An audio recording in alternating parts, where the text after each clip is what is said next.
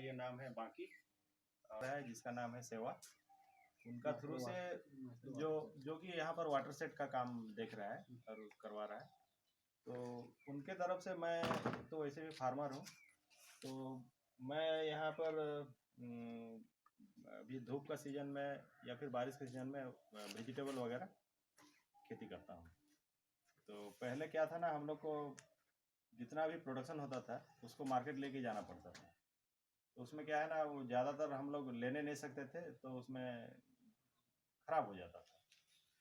तो सेवा एनजीओ की तरफ से मेरे को हेल्प मिला और मैंने ये छोटा सा ये कूल चैम्बर बनवाया, जिसका कॉस्ट है 17,500। इसका जो मटेरियल है, ये जो बॉक्स है और इसके अंदर में जो बॉल सब लगाया हुआ है, उसका कॉस्ट मटेरियल का कॉस्ट 17,500 है।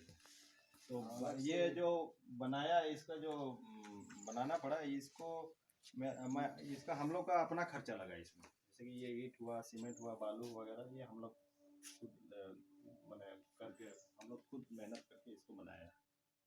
तो इसमें हम लोग जो वेजिटेबल वगैरह रखते हैं, ये करीब 5-6 दिन तक ये बिल्कुल ख़राब भी नहीं होता है,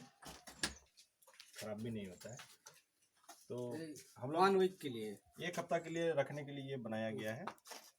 तो इसमें हम लोग अभी ये रेडिश यानी कि मूला रखे हैं।